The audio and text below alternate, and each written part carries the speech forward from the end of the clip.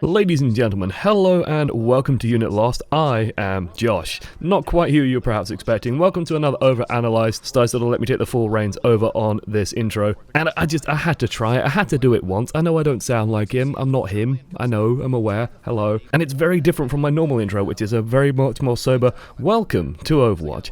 Anyway, aside from that nonsense. Okay, today we're going to do something a little bit different. There was very recently a cup called the HULKTASTIC CUP in memory of one of the big influences of the Overwatch community. He was called Internet Hulk, otherwise known as Dennis Hawelka, who unfortunately passed away very recently, and out of mourning and sort of as a way to sort of celebrate the life and achievements of this guy, a bunch of pro players, admins, casters, basically the whole community rallied around and managed to put on this tournament as a sort of a show match and a tribute to his achievements in the Overwatch community. Now, as the pro scene is relatively quiet, we don't actually have too much to look at the moment, so what we're going to do instead is focus on one of the matches in this cup. One of the interesting aspects of this tournament was that it was played on the PTR. Now, what this means is that they were able to use Moira, and one team in particular did, which is Arc 69, named after Arc 6, which they basically are, Arc 6 being one of the older Overwatch rosters. So this is effectively a pro-level team playing in pro conditions against another group of pros, and so as a result this is probably some of the best Moira play we're going to see. Now, some of you might have seen STATAIII cover some pro plugs, but this is also just a different instance where we can really try and drill down on what we're going to be looking at. So we're going to be looking in particular at Custa, who is currently one of the support players for Overwatch League team Dallas Fuel. And what we're going to try and do is learn from Custa. We're going to see what's working for him and what isn't working for him when he's playing on Moira, and hopefully take some of the things that he's doing and take that knowledge with us when we finally get to play Moira when she hits the live servers. So, let's get started.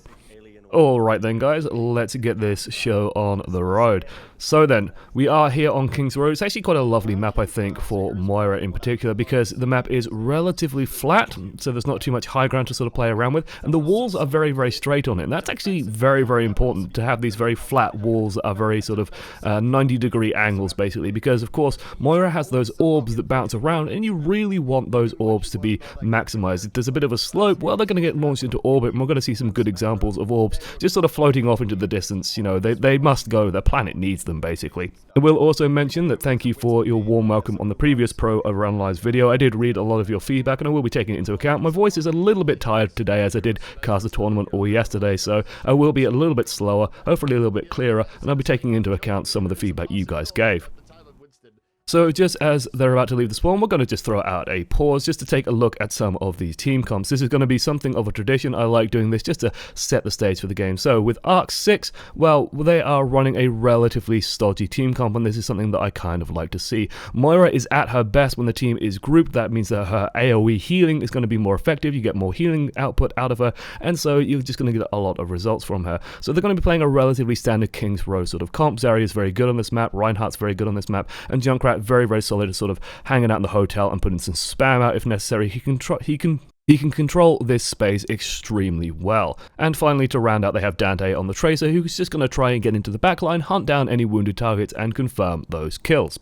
Meanwhile, on the side of Mikey Lol, I know it says 20 Hulk up here, but it's actually Mikey Lol, named after Mikey A. Mikey is opting for the Hanzo, just leaving spawn. This is nothing unusual. They just fire off a sonic arrow. The sonic arrow sort of careens through and gives them a little bit of scouting information. They might also throw out a scatter arrow and see if they can get something with that. Otherwise, primarily focusing around the pharmacy, they have Tailspin on their team, widely regarded as one of the best Pharahs in the world in his prime. He hasn't been playing Overwatch lately, but he has come back to it for this tournament just to take part in it, and his Pharah back in the day was pretty much uncontested as being the best in the world, so it's good to see that. It's also good to see Anna making her way back, of course, as she has been buffed on the PTR, and Mercy with the nerf. It's important to know Arc 6 have no Mercy on their team, which is something of a novelty these days. Okay, so let's roll it, and let's see how this goes. And you can see that first orb just getting launched in towards the spawn. They may be trying to just sneak it into the spawn door and bounce it around, but you can see it hits the side of the bus, and it goes, bye orb. Mikey gets a big pick as well there with the Hanzo just leaving the spawn, and this is the sort of the advantage of why you run that strategy, instantly swapping onto the Tracer, but getting that first blood onto Zar, which means it's very easy now for Mikey Lol to start pushing onto the point. There's none of that Junkrat spam sort of happening.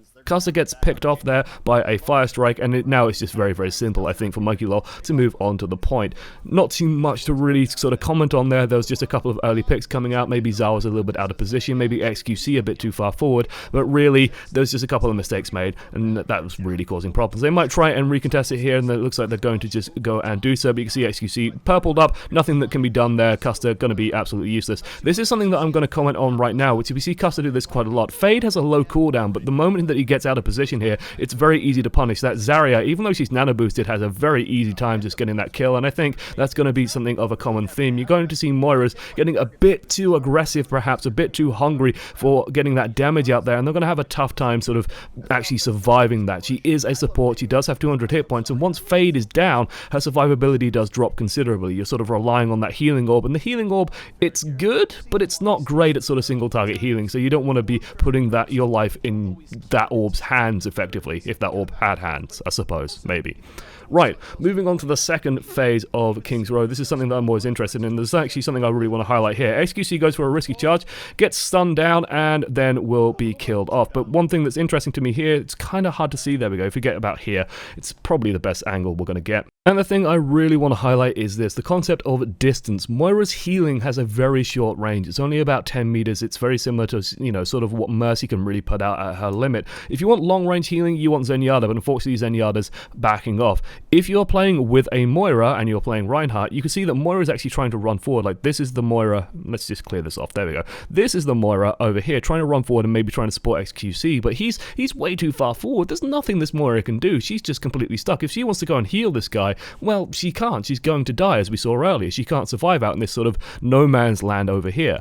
So she wants to be very, very careful about what she's doing. And I think this is an important concept. If you want to be playing with a Moira, your team has to be relatively close together. We're going to see them run a dive comp later, for example, but that means that the team comp wants to be sticking together. If you start splitting off, if you start having to heal people over a long distance, Moira's effectiveness drops off a cliff, and you'd be better off running something like Zenyatta or Ana that actually have those long-range healing solutions. Alright then, getting right back into it, as we do see Tailspin rolling forward on the Pharah. This, of course, is a very, very strong point for Pharah. The streets are narrow, so it's easy to land rockets, and she can even bounce over the pub, giving herself a couple of nice angles. A couple of ultimates being committed there just to ensure that they manage to keep this payload rolling and force Arc 69, a wonderful team name, on the back foot and make them having to contest this at the end of the section. Dante going down to a beautiful rocket there as well. Feels pretty bad, man, for him. Arc 6 do have a big sort of comeback option. They have a huge number of ultimates online, so they can maybe make something happen, but they are walking into spam, and Mikey blowing it open there with a pulse bomb. This is why you want Tracer in the game. I sometimes call Tracer the agent of chaos, and that's kind of why she just keeps things open for a team. This is the first coalescence that we do get to see in this game, and you notice that it doesn't really do much of anything, unfortunately. It looks like Mikey will just take a step back, basically, and just let it sort of run out and run its course, and then once the coalescence is done, once Transcendence is done, they can just push straight back onto the point and re-engage once more. We're going to see a lot of dodgy coalescences. That's no big surprise. Again, this hero hasn't been available for long. They haven't had much time to practice it, so we're going to see which ones work, which ones don't, and why they work and why they don't. That's one of the big things that I really want to focus on going forward, but we can see that that one didn't really work, so using it a little bit too early, very, very punishable. It's very easy to avoid, and honestly, the damage output of it means that if there's a little bit of healing out there, you know, you got a Mercy floating around, especially if that Mercy activates Valkyrie, which Boink did, of Oink Oink, here comes the Boink fame, yeah, he's just going to heal it up without too many issues. You're not really going to out DPS that healing. Otherwise, moving on to a relatively standard phase 3, we do see a grab being used just to scoop up XQC. It's not going to be too long for this world, and then a beautiful barrage as well to sort of counter the enemy Graviton Surge. It's one of my favorite barrages to see, which is when the enemy grabs and then you barrage as the enemy sort of piles in to try and get on that Graviton Surge. You're sort of punishing greed a little bit, or punishing that lack of respect.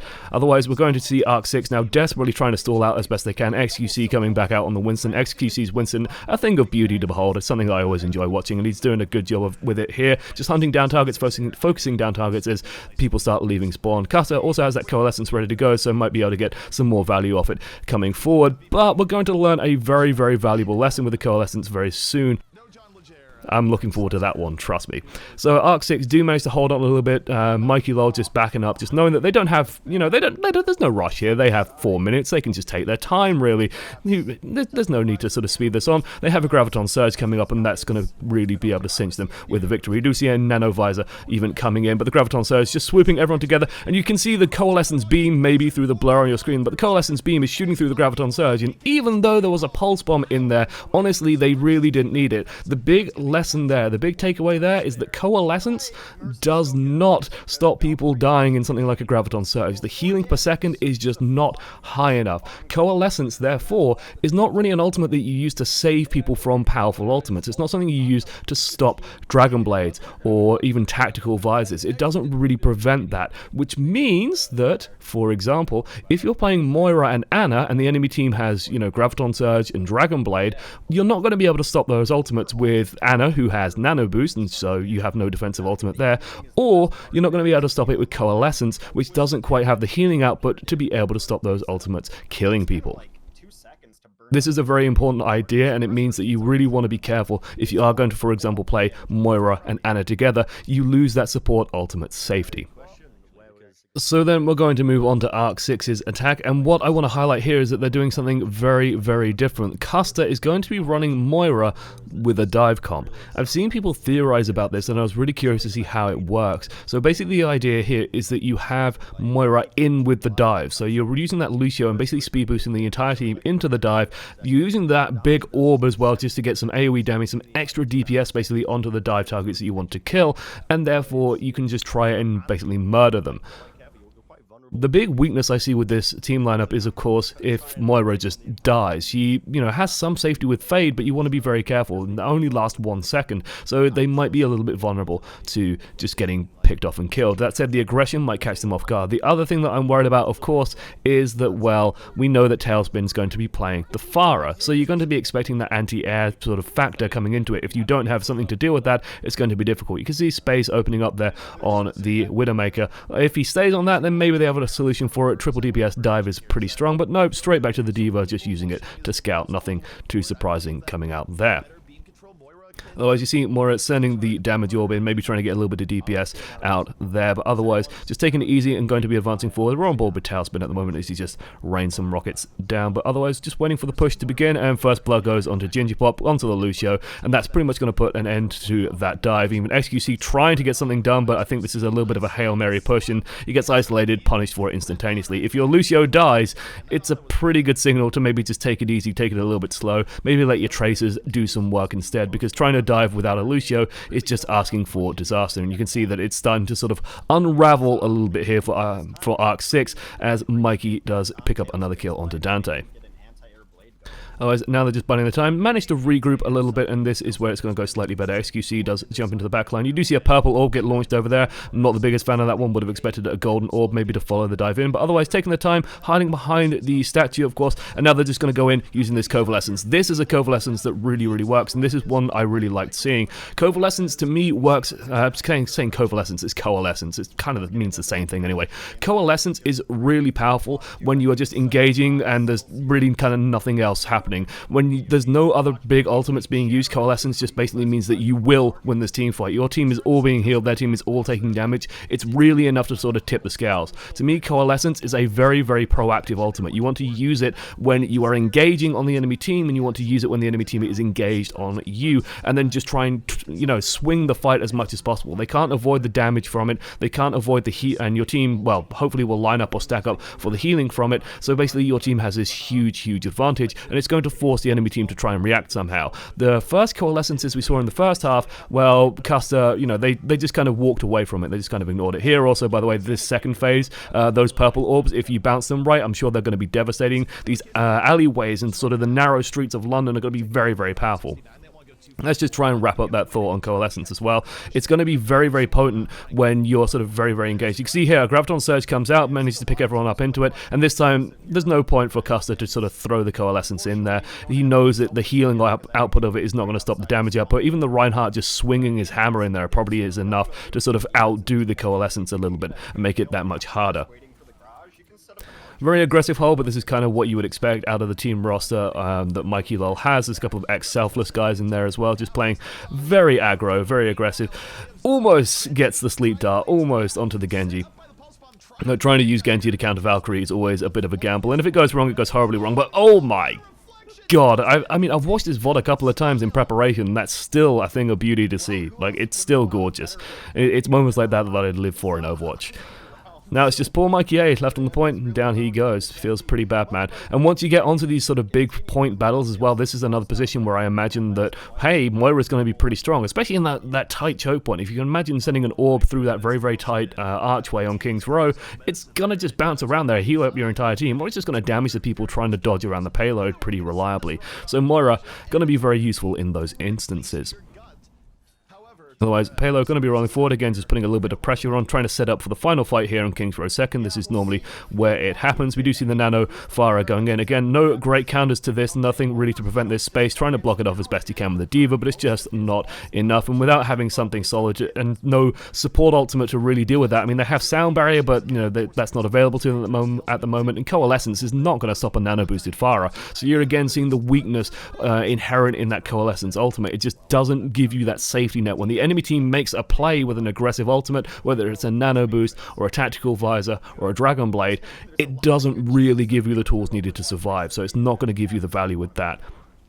Otherwise, they're going to be setting up moving forward here, but this is where Coalescence might be quite good, and they're actually going to use it aggressively, trying to use it to snipe out the Mercy. Unfortunately, there's just not enough other DPS onto the Mercy, and again, highlighting another weakness of Coalescence. I know I'm harping on to like, Coalescence is terrible, guys. It's not really what I want it to sound like, but it's more like, hey guys, Coalescence doesn't seem to kill a Mercy. You know, you're not going to kill that Mercy by the time that the enemy team reacts to it and does something using Coalescence alone. You need something else trying to do damage to the Mercy. So I imagine the plan there was probably to send Zar in. He's got that Dragon Blade ready, and maybe try and get a swipe or two on the Mercy. Then the Coalescence can probably reliably finish her off pretty easily.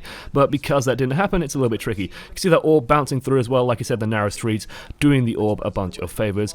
Shadow goes through, very, very nicely done out of Muma, and it's going to start causing problems as Tailspin just cleans up. Again, it's just a matter of Shadow sort of getting past the Winston, slipping through, and hey, it's pretty straightforward. And now you're going to start seeing them playing aggressively and control that first choke point again, basically setting themselves up for a good fallback if they need it, and well, they can just keep on raining damage to this very tight choke point. That said, Arc 6 not completely out of it, of course. They have an absolute boatload of ultimates available to them should they need them. The D.Va Bomb in particular can be a little bit devastating here, and we see the Tracer trying to range forward, tries to get a cheeky possible mount, doesn't really get results from it, feels a little bit bad, man, but hey, here we go. D.Va Bomb goes in to cover the assault, and this is what I like to see out of D.Va Bombs. I see a lot of bad D.Va Bombs, trust me. I run a series called Coaching the Many, and I watch D.Va players, and I sigh in frustration, but that was a beautiful D.Va Bomb, covering the approach, getting them in, and getting a couple of results at the very least, and a beautiful deflect out of Zara as well, just to finish up Tailspin. Tailspin not really respecting the Genji quite enough. Custa also firing off that Coalescence just to clean up this fight. And again, another position where Coalescence is probably going to be very, very strong. Is just when you want to try and clean the fight up. Something happened there that was actually very, very important that I want to try and highlight.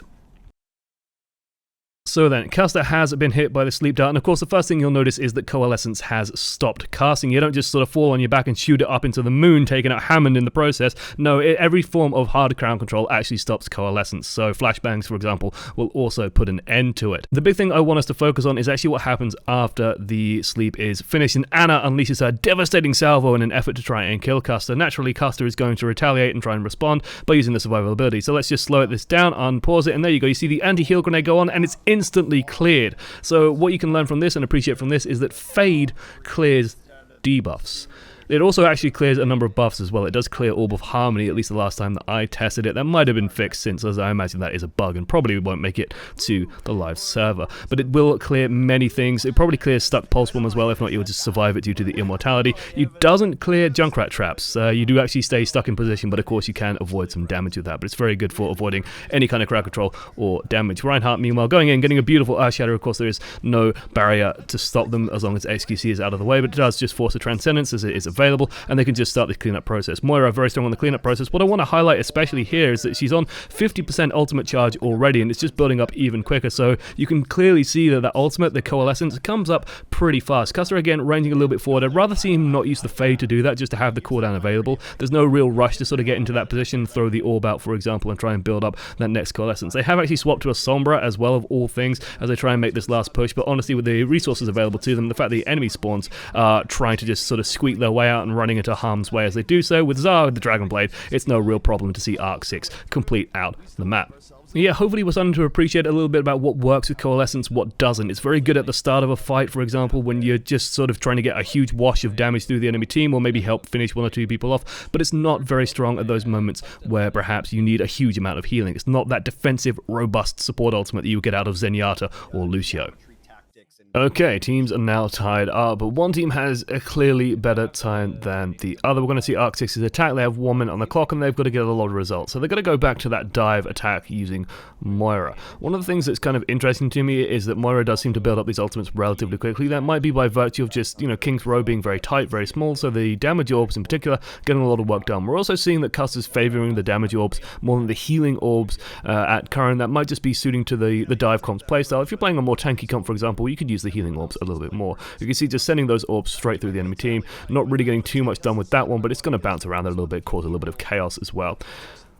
Nice, just straight on with the dive, going right into the backline, and this is sort of what we were expecting. She does get caught up, but again, managing to get a damage orb off right before she died, putting it through the team and getting that little bit of extra damage done is probably going to make all the difference in some of these dives. Just that little bit of extra hurt here and there, which is something that, you know, is interesting to see develop. One change as well that was made was they are running Zenyatta on this push instead of running the Lucio, which I found very, very interesting. Ginger Pop trying to do some damage from range instead of having the Lucio to get people in that little bit quicker. That works on King's Row. The distances are pretty small, but it might not work on some of the longer maps, for example, where you really have to sort of jump in quite a long way.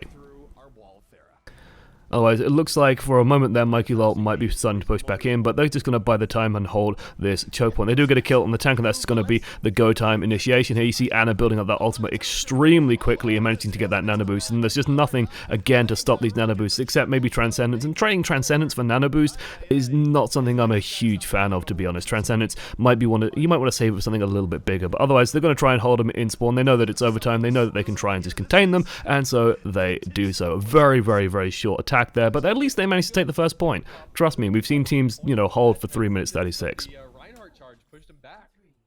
Alright then, just as we set up for this final defense, it's interesting to note that they are running a dive defense, so they're going to be running this dive comp again, knowing full well that, hey, Tailspin's just been playing Farah, like that's what he does. That's what Tailspin's kind of for, and he's been getting a lot of success with it, so why stop now? It's going to be kind of interesting to see how they do this, and let's, well, watch how it evolves, basically, as they're going to have to get this absolutely right. The thing with playing dive against a pharmacy comp, of course, is that you have to try and either bait the Mercy down towards the low ground and try and kill her when she drops low, or you have to just kill everything on the floor, so maybe dive the Anna, or maybe try and bait that Mercy in. Let's see how they do. So there you see the scouting arrow going out, and even a scatter getting launched into the hotel, just trying to get a cheeky pick, but doesn't manage to find it. Instantaneous swap, as standard could be. I'm also going to comment very briefly on not running the Lucio in this instance for the defense. They're running the Zenyatta. I much prefer that on the defense, of course. If you're playing a less mobile necessary moment in the game, then you don't need the Lucio, you might as well have that Zenyatta. Otherwise, you're going to see Dante trying to get onto the backline, trying to put some pressure onto Mikey, but Mikey outplaying him. Mikey's been doing such a good job on the trades, it's just good to see that UK talent being developed. But otherwise, first blood does go to XQC, jumping onto the Anna. This is kind of what we expected, but Mikey sort of starting to equalize it out now as the damage does start to roll through. Tailspin just dealing more damage overall than what Arc 69 are able to produce, and Mikey just sort of cleaning up non-stop on that backline, going to be starting to contest the point and take it over. There's nothing really that Arc 69 can do, and Mikey Lol just going to be, well, Mikey Lol in their way to victory at the moment, so it feels, even hunting down Custa. The one thing that I will say is that people comment a lot on Moira's ability to deal with flankers. I'd say that that's sort of half true. I'd say that she's very, very good at dealing with Genji. Like, Genji's defensive abilities just do not work well against Moira. He has to get close to Moira pretty often. Tracer, I think, is another matter entirely. Tracer's that little bit harder to hit. She has a lot of escape options if necessary, and she can just sort of avoid the orbs easier. So I think Tracer is going to have a good time against Moira, but Genji probably going to have a bit of a rougher time. We do see the nano blade, not the nano blade, just the normal blade. We do see blade and trance going in just to try and clear up on the point. You also see Custa using a coalescence there as well, just to even clean up even more. I believe Muma also dropped an Earth Shadow a little bit a while ago, but it's not going to make too big of a difference here. The important thing to emphasize here is that, well, for a moment there, Mikey Lol were just holding on and not using ultimates. They know that they have literally 4 minutes, well, not 4 minutes, sorry, they have 2 minutes to push a couple of meters. It's not the biggest difference in the world, but Boink goes ahead and uses Valkyrie a little bit wastefully there, not really getting the results he's looking for. It gives space an easy Diva Bomb. One of the things you'll see pros do a lot with Diva Bombs, of course, is clear out pharmacy comps. It's a little bit hard for them to avoid. If they're out in the open, floating around in the air, you can generally angle that Diva Bomb somewhere, you can kill them. But this is where, again, Custa might be quite strong on that Moira. The team is, by necessity, kind of closed up and relatively tight together, but if they overextend a little bit, or if Mikey A just, blows open the gates of that Pulse Bomb, well, it's going to be a little bit hard to sort of see the value out of it. Pulse Bomb also goes in on the counter, but it's still not quite enough. Good job by XQC to sort of shut down Boink, but you can see Tailspin just lighting up that kill feed, and with the nano boost now, there's literally nothing to stop him until Ginger Pop gets 1 more % on his ult, and Ginger Pop's coming from spawn anyway, so he's going to be having a bit of a tough time. They even use the grab to sort of clean it up, and there we go. Like I said, this was something a little bit different. We want to just take a look at Moira and try and appreciate how she's going to be played in the pro scene and what difference she's going to make. My speculation from this video is that she's honestly not going to see too much pro play, at least at the start, especially if she's not alongside something like a Zenyatta. And the reason why is very simple. It's that ultimate economy, it's that support ultimate power, where Moira's ultimate, it's good for winning fights, it'll win you the occasional fight, but the way that pros play is they usually play around these very, very solid defensive ultimates, such as Transcendence, such as Sound Barrier, and even the old Mercy Res, for example. You're very much planning out your fights around those ultimates, and without having something big and sort of very, very defining, Transcendence just stops the enemy team killing your team for a little while unless it's burst damage. Mercy Res picks everyone back up, or at least it used to just pick everyone back up, and Valkyrie still kind of does. Sound Barrier will just stop people dying. Coalescence, it doesn't quite do that. It doesn't have that instantaneous oomph that you kind of need to stop, someone with a Dragon Blade or a Graviton Surge or Attack Visor coming in and killing everyone. Otherwise, guys, let me know what your thoughts are on Moira. How do you think she's going to sort of shake out in pro-level play? Do you agree with me? Do you think that Coalescence might be a little bit underpowered, maybe, or just not functionally useful, I suppose, in pro-level play? Or do you think that I'm missing something key? If you absolutely do, I'd love to hear it, and I'd love to hear your thoughts. Otherwise, guys, thank you for watching all the way to the end. I have been Josh, as one voice amongst many. I'm happy to be here on the Unit Lost channel, bringing you guys more content. If you love it or hate it, do let us know it in the comments below as well. Thank you so much, and I'll see you next time. Toodles.